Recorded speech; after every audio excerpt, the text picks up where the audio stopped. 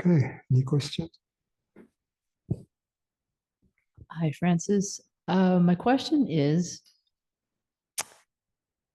in those cases in which a meditation practice has a diminishing effect on hours and quality of sleep, what would be the reason for that?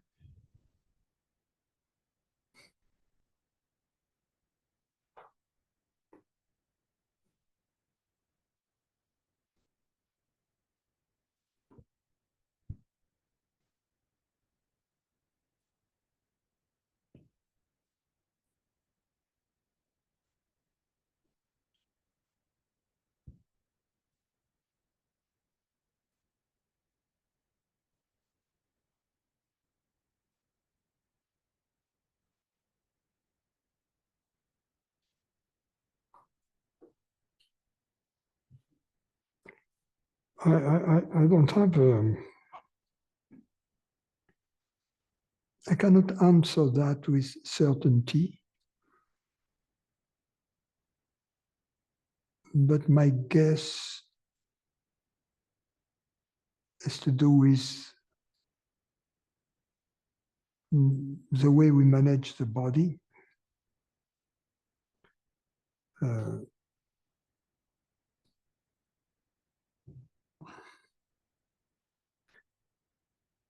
The lifestyle, the diet, what we eat, the body becomes more sensitive as a result of meditation.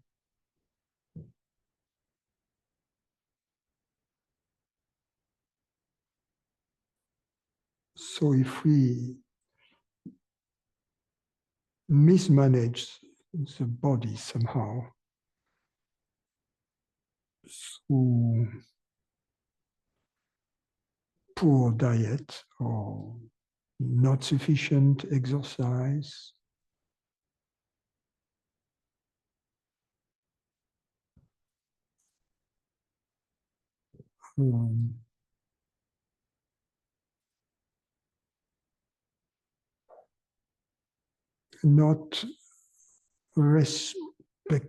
not respecting the natural circadian cycle, for instance. That's my educated guess, because we become more sensitive. So if we mismanage, then the body is telling us, be careful, don't do that. I hate to bring you into this, but I've heard you refer to the fact that you don't exactly get 8 hours of sleep every night, but you seem to manage your life really in a healthy fashion. Yeah, but sometimes, well, not always. I'm no exception.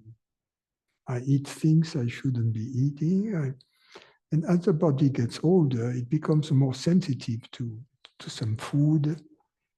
You cannot afford to do the same thing you were doing when you were in your 20s. So,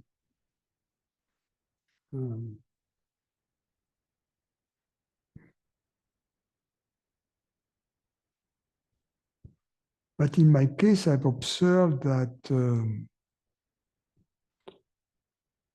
there seems to be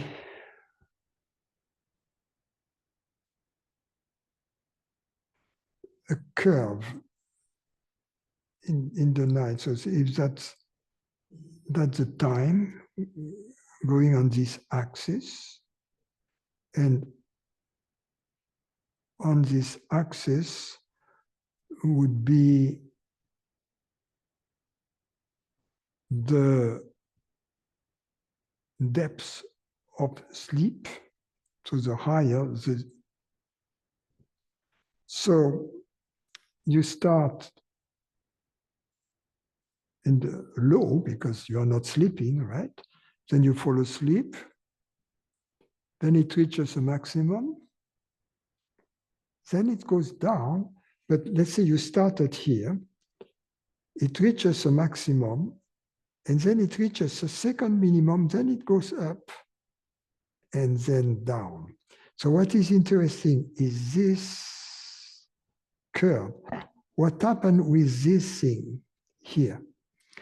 Now, if I put a line here, that is going to be the threshold of waking up, right? If you don't meditate, the threshold of waking up will be low enough so that this line here, this little thing is not going to intersect, you see, with the threshold of waking up. But if you meditate, this line will be higher. So then what happens is, when you hit the line here, you fall asleep, goes up, goes down, but you hit the line again, you wake up, and then naturally you are sleepy again, and you have a little additional nap. So this little additional nap is important, you need it, you see. But when you wake up, the tendency often is to say, okay, I wake up, I'm not going back to sleep, you see. And then during the day, you feel that you're not sufficiently rested because this little addition is missing. And then you will. My teacher, he slept like 5 hours max, and sometimes he would tell me 3 hours. And then often I was driving him. And what happened when I would drive? After 5 minutes, he was there. So much that in the curve, he would boom, he would bang left and right. I have to keep him, So, and he was pretending that his sleep was sufficient. And if he wasn't driving, he would be up all day. He wouldn't sleep, right? But in the car, he would always fall asleep. Why? Obviously, he was lacking sleep.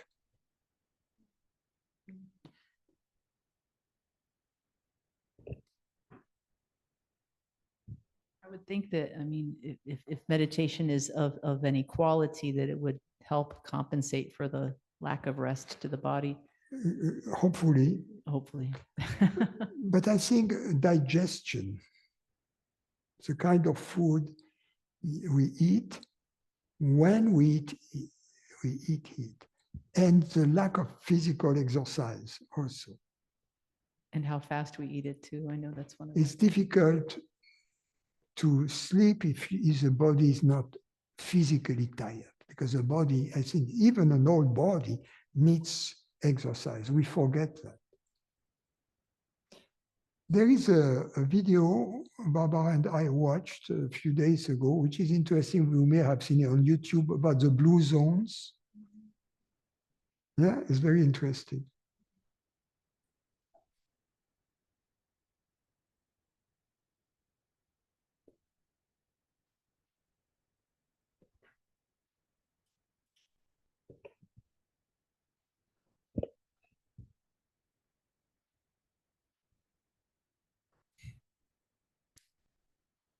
So we talk a lot about a lot of different things, but you repeat again and again that it's one belief.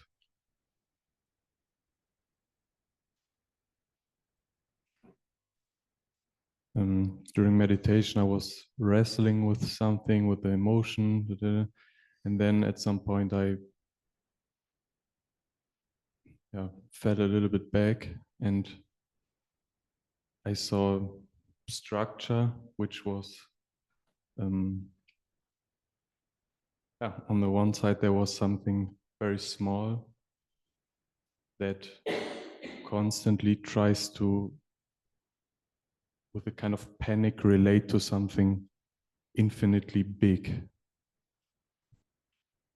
like a kind of tree-like structure. Is this? It was not emotional, was not connected to anything. It's very technical in a sense. Was it just a very simple belief? Is this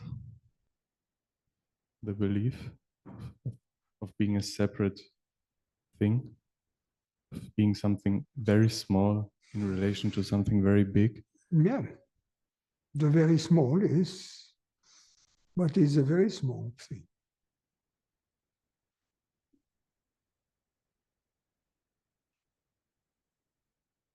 It's a representation. The very small thing has to somehow give up and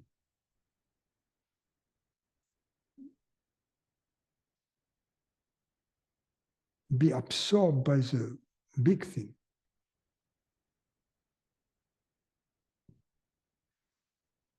But it's still a belief, and that is a symbolic representation of a belief that you're describing, right?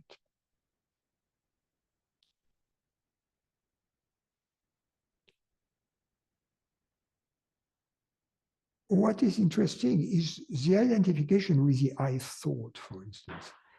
Although it is obvious, if I say it, we are not a thought, any thought, right? It's obvious. We are not a thought. And if you are not a thought, in particular, we are not the I thought. We are the thinker of the I thought, which is not a thought.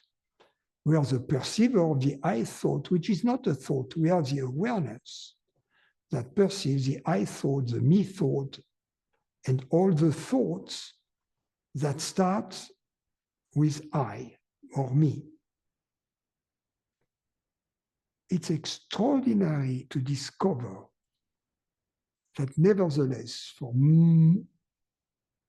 most of human beings, they believe to be the I thought.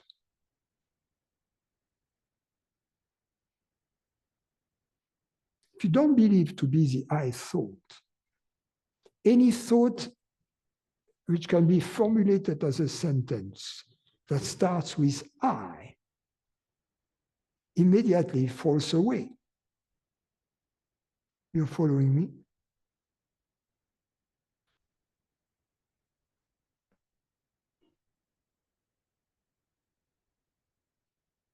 And we are constantly worried about things, and these worries are expressed through sentences starting with I. And I, if we investigate what this I means, it means sometimes it means just I, just this pronoun. Sometimes it means this body. But the psychological entity I, if we eliminate the body, the psychological entity I is essentially the I thought itself. Because the psychological entity is a sentence, is a thought. Is a kind of thought that starts with I, but which ultimately wouldn't exist without the belief in the I, which is the subject of the sentence. So ultimately, the psychological entity boils down to, can be reduced to the I belief. And the other aspect is the body, the human body. I as the human body.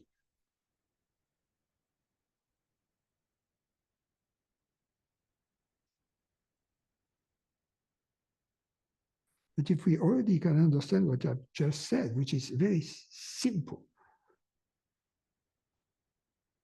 that the psychological entity is simply a bunch of I thoughts, and an I thought is a thought that starts with I.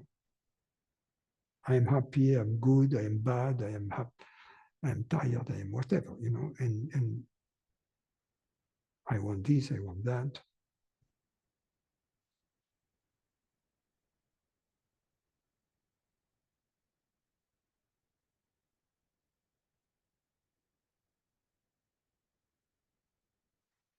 It's a great discovery. It's just a thought.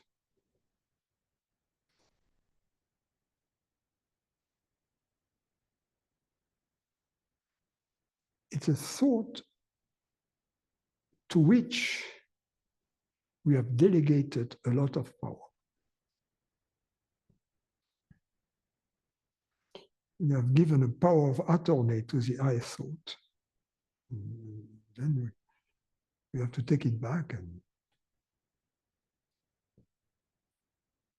But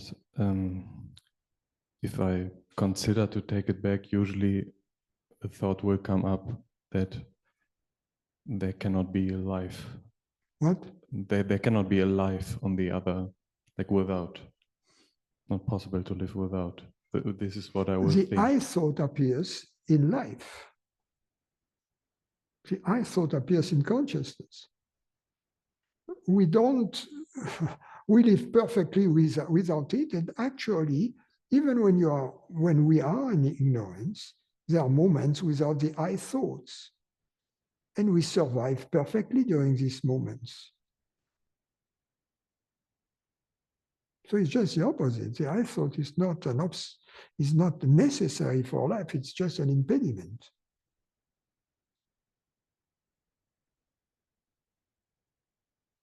It's like this story, where there is this carriage with the horses going up a hill, and there is this fly, you know, stinging the horses, and then when the carriage reaches the top of the hill, the fly wants to take credit for the work that has been accomplished, right? By stinging the horses. So the I thought is like that. It wants to take credit for whatever happens, whereas in fact it's just a nuisance, totally unnecessary.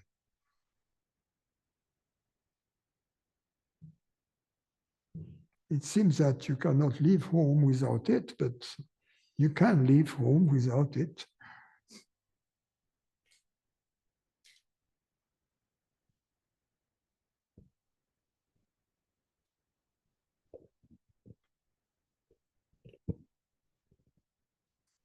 Is that I the same I as in I am that and I am that I am?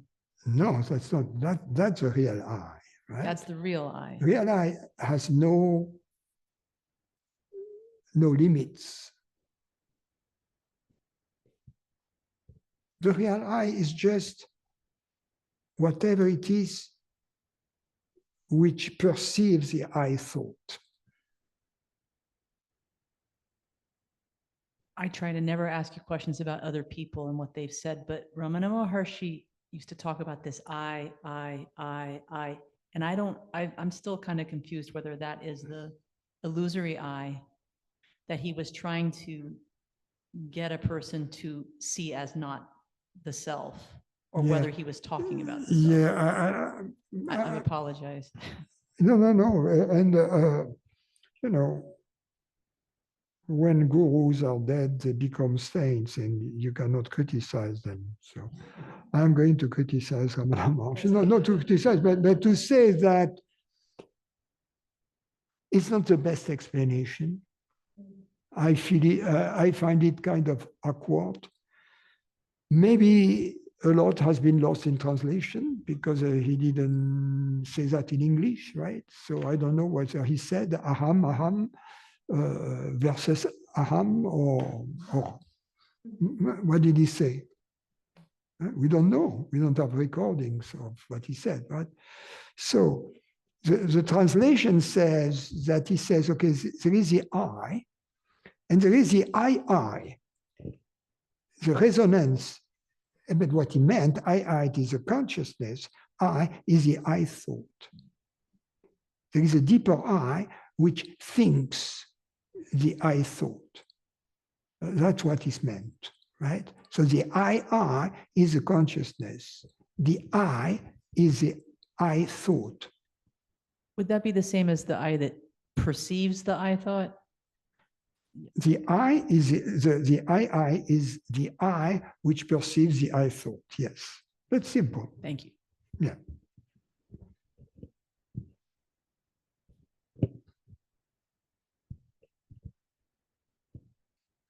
How does giving up go along with investigation? Sometimes it's clear, but other times it almost looks like investigating perpetuates the one with the goal, you know?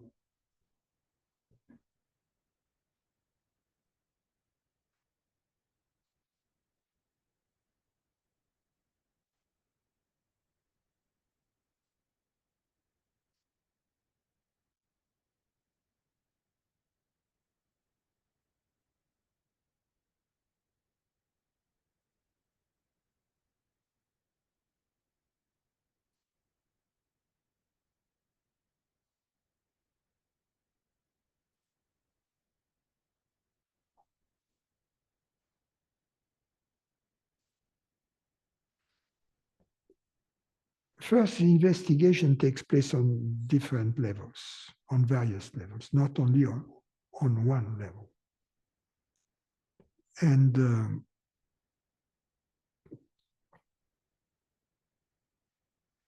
on these various levels, it ends at some point.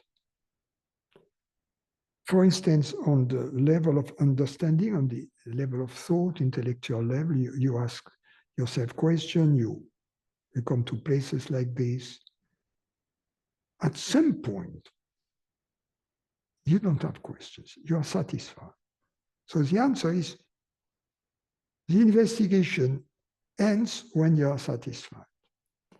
But you have to be satisfied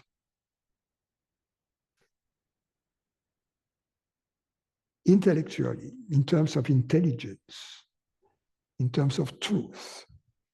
You have to be satisfied in terms of love, in terms of feelings.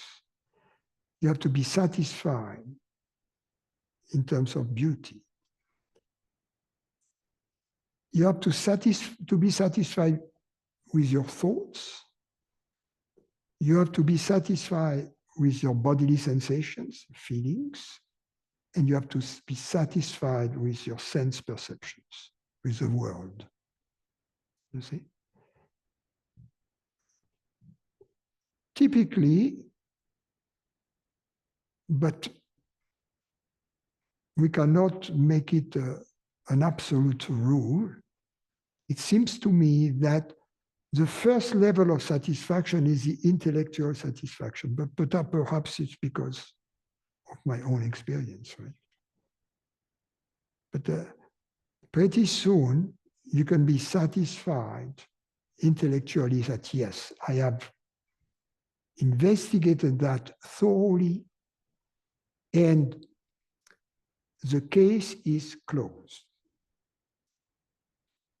You know, in my case, the case was closed very soon, perhaps 2 years after meeting my teacher on the intellectual level. And meaning I had no more questions. So I would, whenever I had a question, it was more of a practical matter. So I would ask my teacher for help on how to apply the understanding in issues that was coming up in my life, professional, relationships, health, whatever. But intellectually, I had no questions.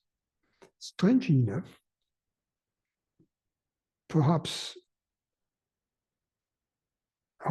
9 or 10 years or 12 years later, because I think it was in America. I don't know what takes me, I asked a question during satsang. He looked at me with a smile, and he gives me an answer. And I kind of don't understand the answer. And there was a guy recording, on cassettes. So after that, I go to the recording, I listen to the recording, and it was a washy-washy thing, no meaning, meaning get lost, you get lost, It was.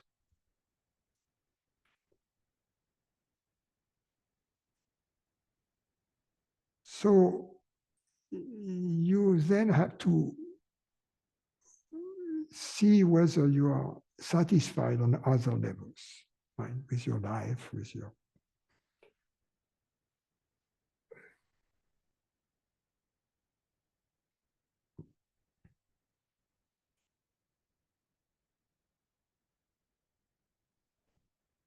Would you say that your heart opened at some point after the intelligence part was clear? No, I think that with every glimpse, the heart is involved. There is no such a separation. But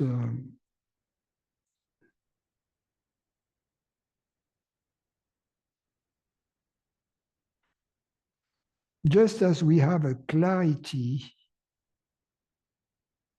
in our thoughts,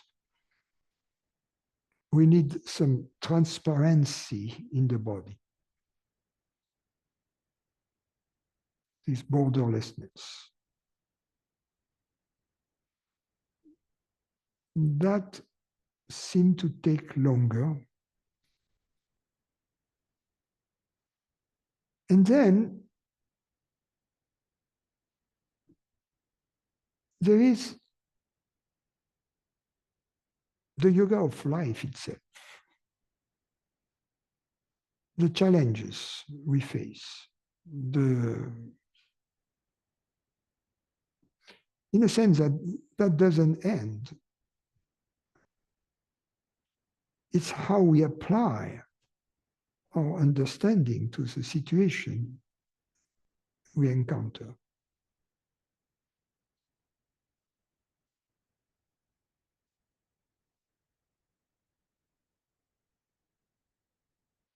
I think people have the wrong impression of what it means to get established, because the people think that you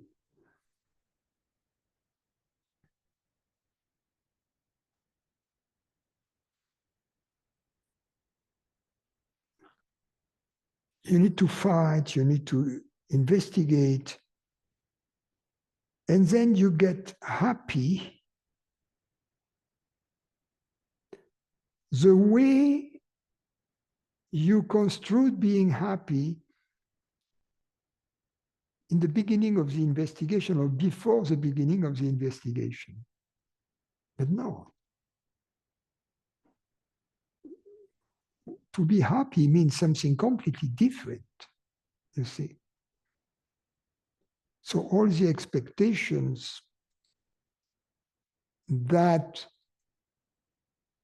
of things to happen that when we were in ignorance, we considered to be absolutely necessary for happiness, all these expectations fall away, you see. And the happiness comes from a different place, from an unknown place. You're just happy without cause, and not because this or that. You're happy because you're at peace. That's different.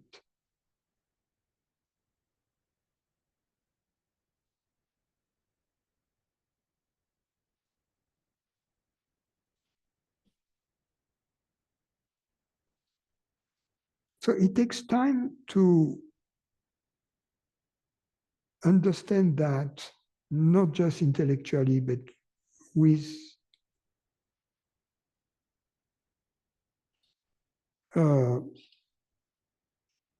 our life experience, you know, to liberate ourselves from all the recipes for happiness which don't work anyway. More money, a better house, relationships, whatever.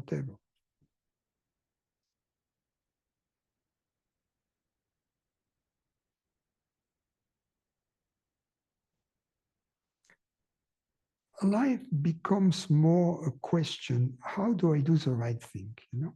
It's kind of a game, interesting game.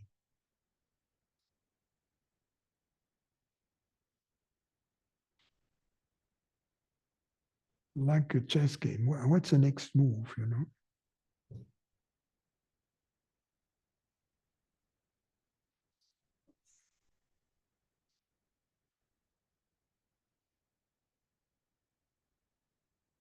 The enjoyment of playing chess is not really about winning. It's about playing. But every chess move is very deliberate. Every chess move is very deliberate. Does that translate? And in the metaphor? deliberate means you do your best to do the right thing, right? And the right thing is the impersonal thing. And what is the impersonal position in this context at every moment? In most cases, you will say, okay, yeah, there is nothing else to do. That's the impersonal thing. And then you get more used to doing the impersonal thing. In the beginning, you have to investigate, to ask yourself, am I doing the right thing, you know? But then there are categories of actions that you don't question any longer. I don't know. Is paying my taxes or doing the right thing? Yes, you have to, because otherwise you are in trouble. So you pay your taxes, right? It's not something that's the right thing to do. Taking the car for an oil change is the right thing to do. Taking the body for a checkup is the right to the doctor is the right thing to do, etc. There are many things that you don't question, you do them. There are things that are a little more, is that the right thing to do or not the right thing to do? You have a panhandler on the street, he wants money for drug, what do? You know, there are things different.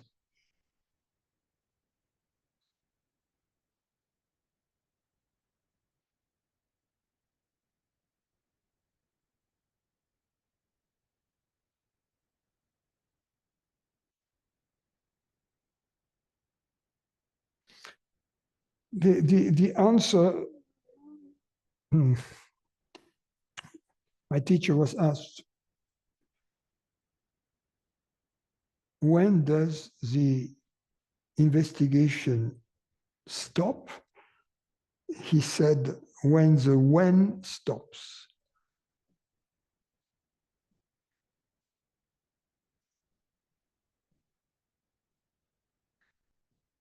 When the when stops, the when. When the when stops.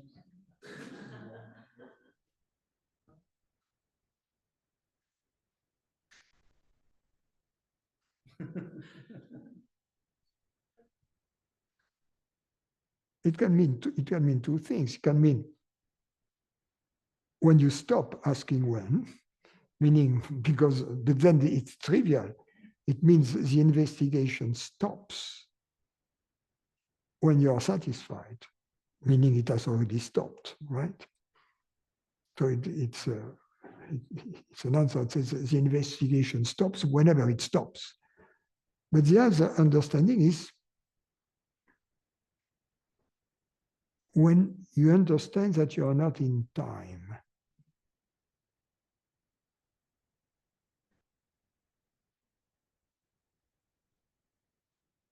So when the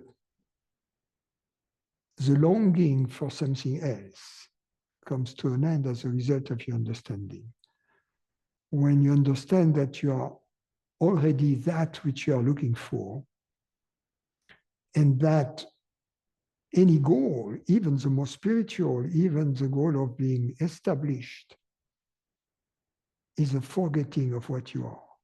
It's already ignorance right there.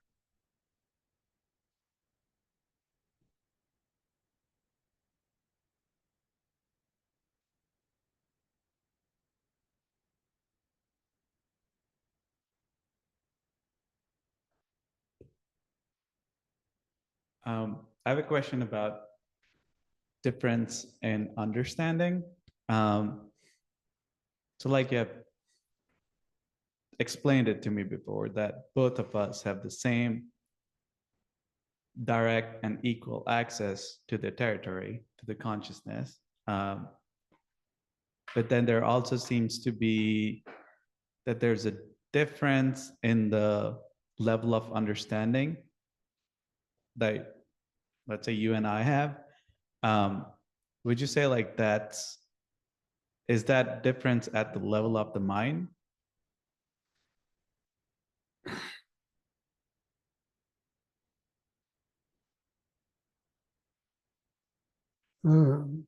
Before I answer this question, what is the difference that you and I have on the level of understanding? I mean, for example, like, What's your understanding versus my understanding? That's what I'm asking.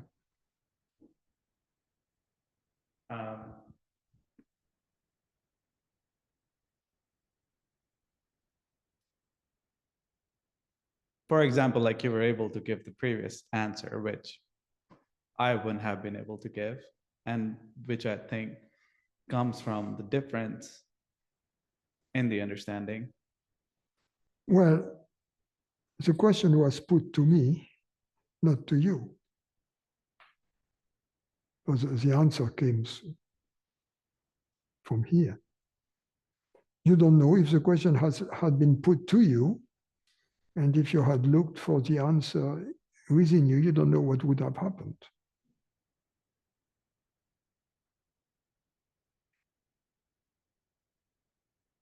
That's why I was asking you, what's the difference between your understanding and my understanding? I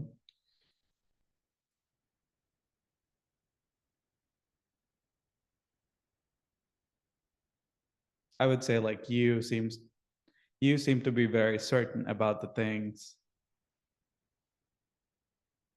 or I should say like you seem to be very certain about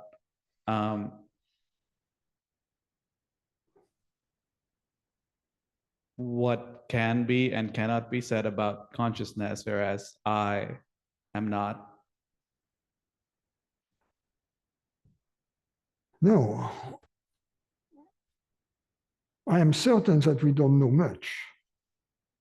Not my certainty. In other words, my certainty is a certainty of uncertainty. But that's still certainty, right? Yeah, but most people wouldn't like it because not Socrates said,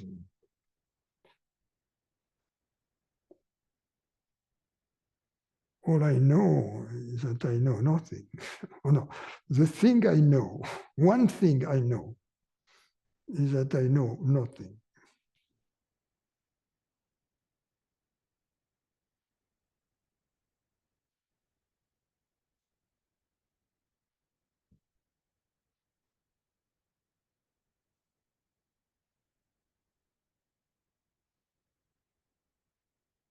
Someone had a t-shirt with that.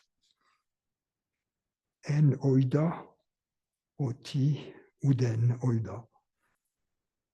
One thing I know, that I know nothing.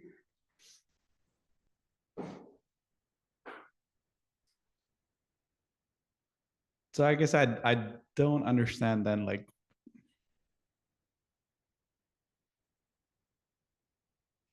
You think I am different. You think I am different because you think there is somebody here who is different. But there is nobody here and there is nobody there.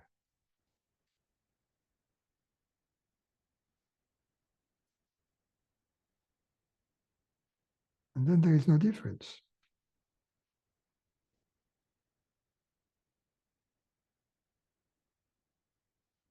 So then exactly what is happening then?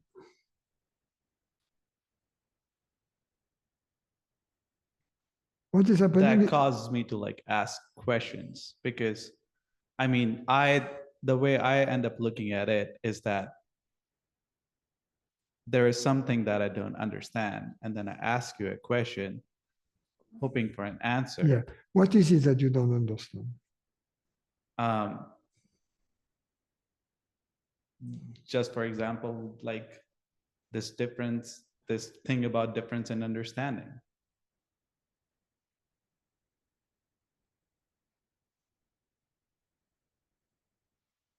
How do you know there is a difference in understanding?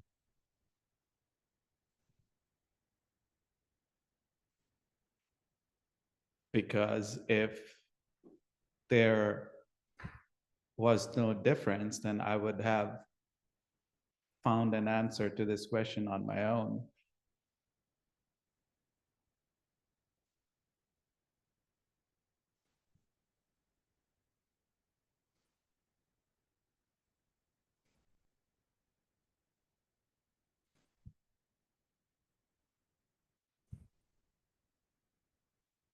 Perhaps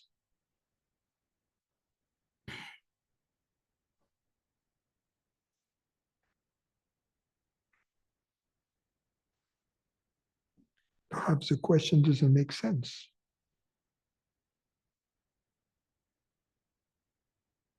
Ask yourself, what does the words, what do the words, a difference in understanding mean?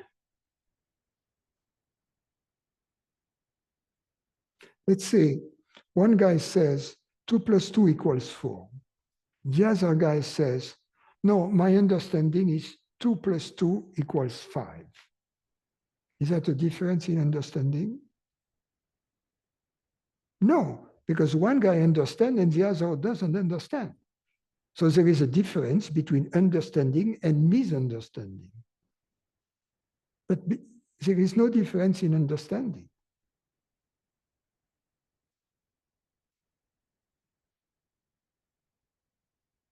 In understanding, we are one.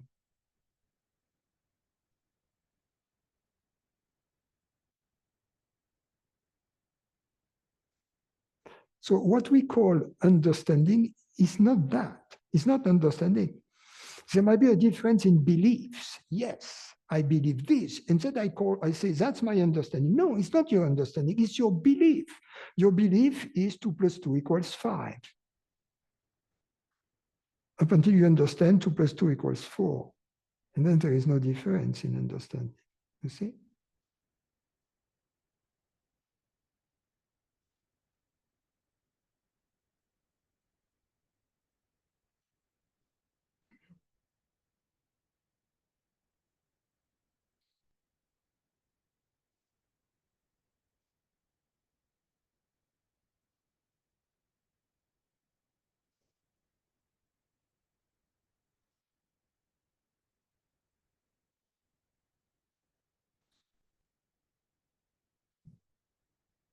I guess I'll have to think more about what you have said.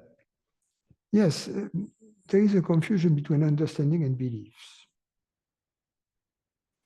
Beliefs can be different, but I don't want to have belief. I don't want to hold on to any belief which is not verified experientially for me.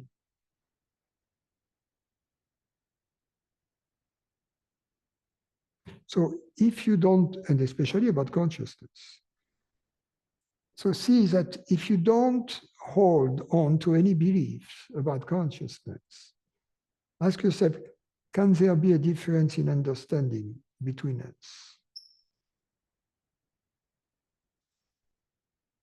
Because it would mean that I know something about consciousness that you don't, or that you know something about consciousness that I don't. So let me tell you what I know about consciousness, that it exists, it is real. The rest I don't.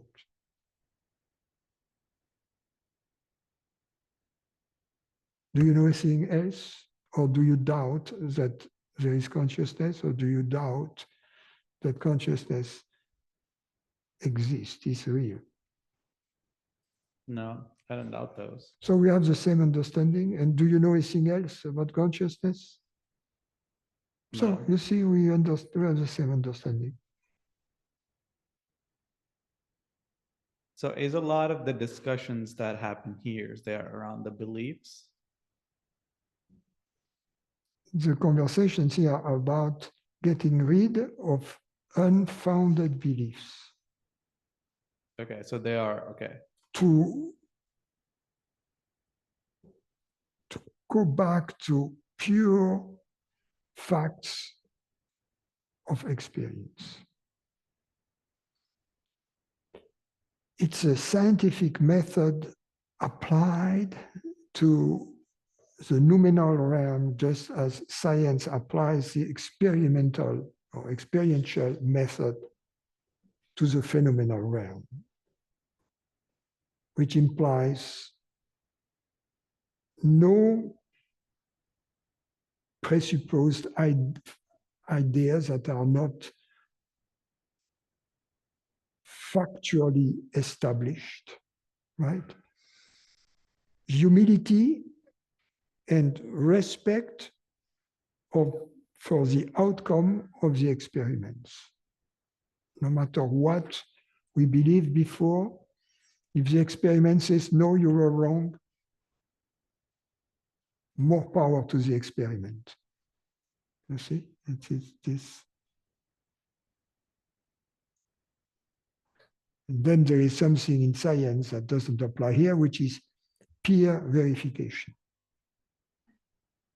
Here you are the only one who can verify or falsify. Okay, thank you.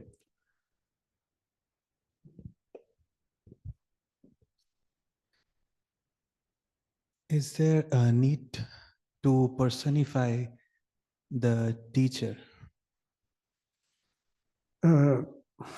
For some students, it's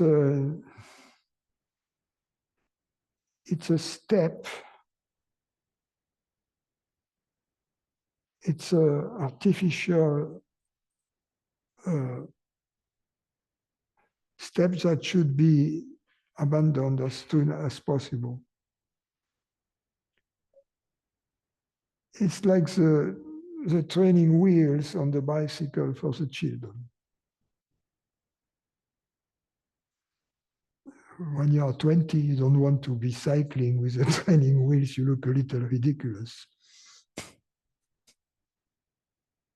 Fully equipped, with up-to-date equipment, carbon fiber bicycle, training wheels.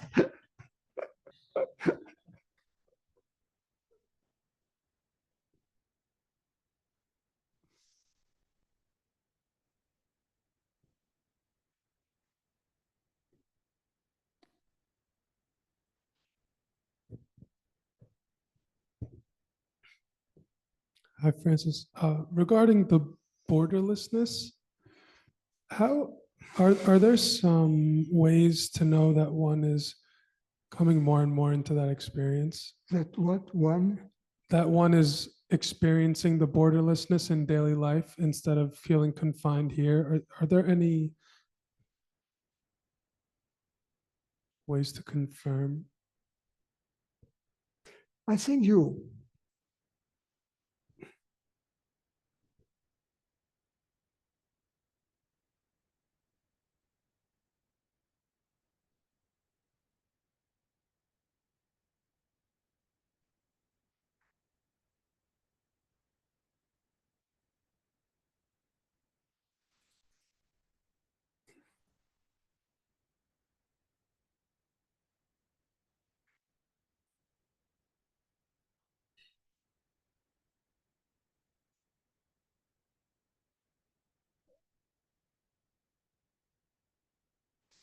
sometimes there is a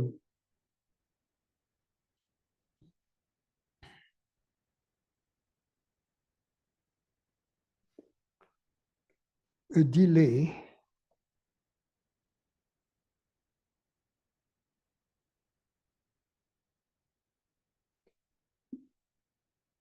between the teacher saying something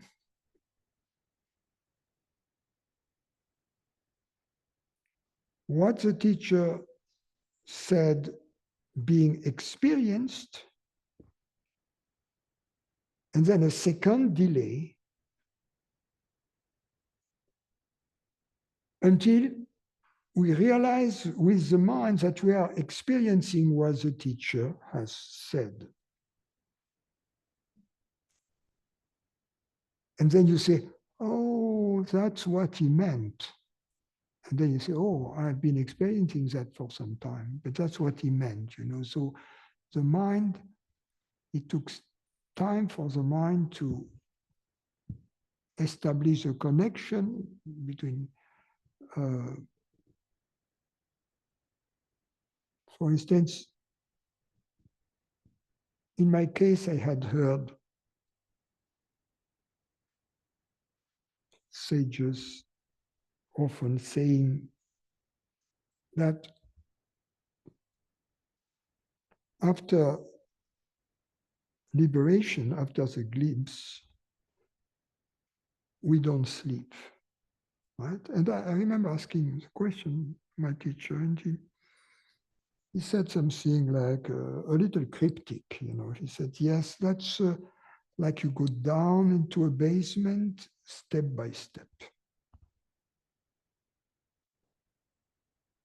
Much later, I realized, oh, I'm not sleeping any longer. But when I realized that, it's not that at that moment I stopped sleeping, but it had been happening for years. It's just that my mind had not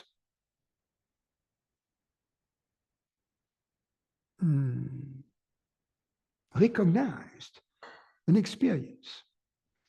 The example I use is this one. You have a headache. You take Advil. 3 hours later, you realize my headache has disappeared. But it doesn't disappear when you realize that. You don't know when it disappeared, but during these 3 hours, potentially 30 minutes after taking the Advil, the headache was not there. You see, so you don't realize right away.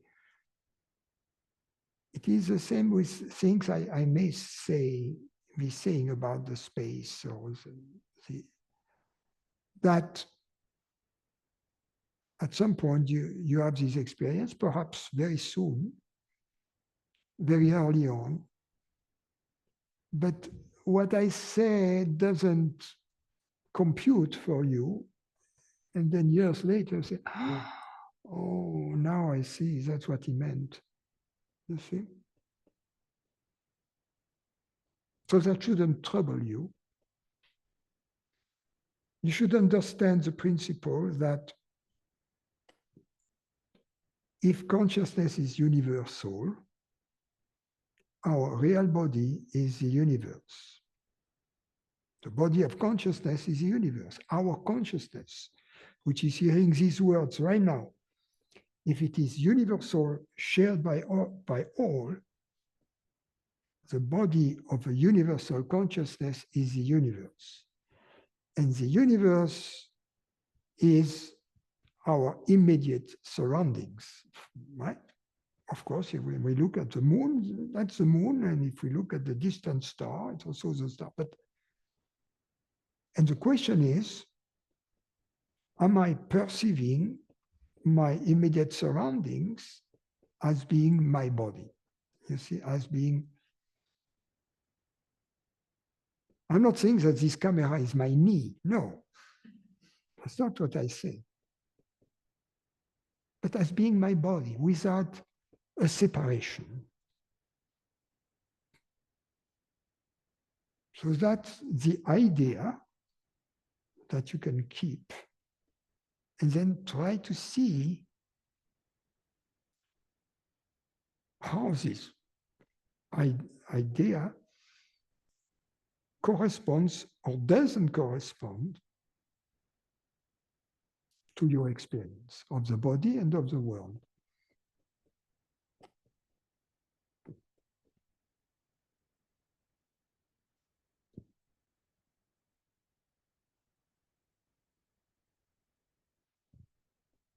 very often when you meet a teacher, you get it. You get it. You have a glimpse. If you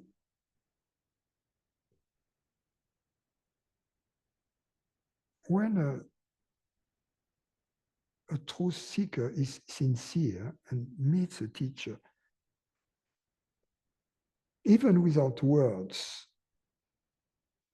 I was asking my teacher one day, and he had this expression, yes, it goes here somewhere.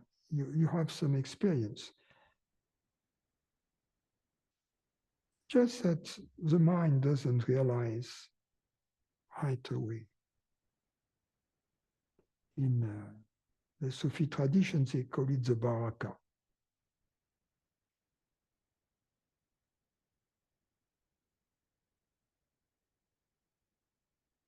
The transmission, the